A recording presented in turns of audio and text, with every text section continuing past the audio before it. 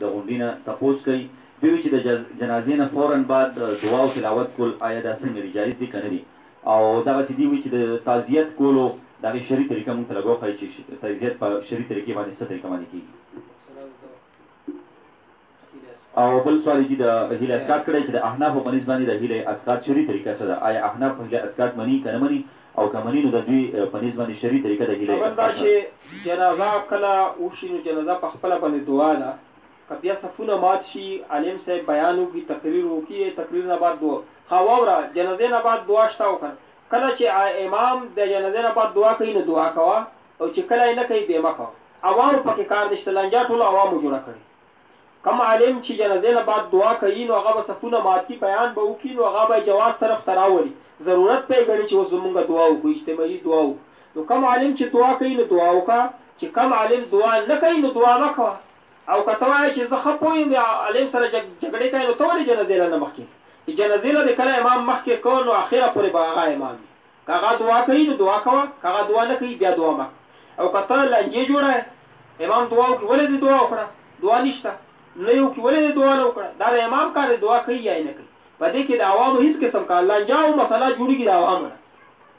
چې کله امام پسې ته روان امام د جنازې نه مخکې که اعتماد دې پرې وکړو بیا چې کله دعا کوي بیا پرې اعتماد ولې نه کوي یا نه کوي بیا پرې اعتماد ولې نه کوي دا خبره په دې ځای حل شوه تعزیت طریقه دا دی چې کومه تعزیت طریقه زمونږ په علاقو کې روانه ده دا طریقه ټیک نه ده چې یو ملا صاحب ناست راشي تلاوت وکړي بیا خلک دعا وکړي یا په اجتماعي یو راشي دعا به وکړو بل راشي دعا به وکړو صرف دې دپاره چې دغه کور والا سړی به وویني چې دا فلان کې راغلی دا دعا نه ده دا شرک ده او څوک چې دعا عبادت ته که نه څوک چې عبادت ته په ریاکارۍ کوي د شرک کوي ومن صلى يرائي فقد اشرك ومن تصدق يرائي فقد اشرك ومن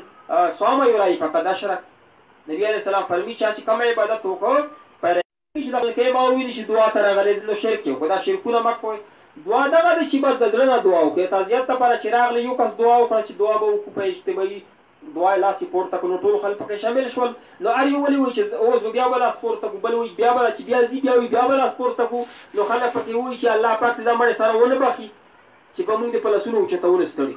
نو داسې دعاګانې د کم خلکو ځان نه جوړې کوي ځینې خلک چې دا غټان متکبره ځان سره یو ملا را روان کړي د جومات نه او تلاوت وکړي بیا دعا وکړي ځان ښیي دغه طریقه کار ټیک نه دی تعزیت په اسلامي طریقې سره کوه هیله اسقاط په باره کې وایي چې خلک لنجې کوي احنافو په نسبت خو جایز او موږ وایي جایز دی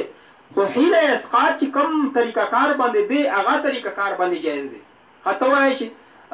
مثلا څوک وایي چې قادیانیان خو رسالت مني نبی علیه الصلاة والسلام رسالت مني او مونږ یې وایي چې مونږ یې منو هغه یې مني مونږ هغه رسالت قبولو چې هغه رسالت د نبی علیه الصلاة والسلام رسالت مني نه مونږ وایي چې ته یې په کومه طریقه منې دا رسالت نه دی قادیاني ته مونږ وایو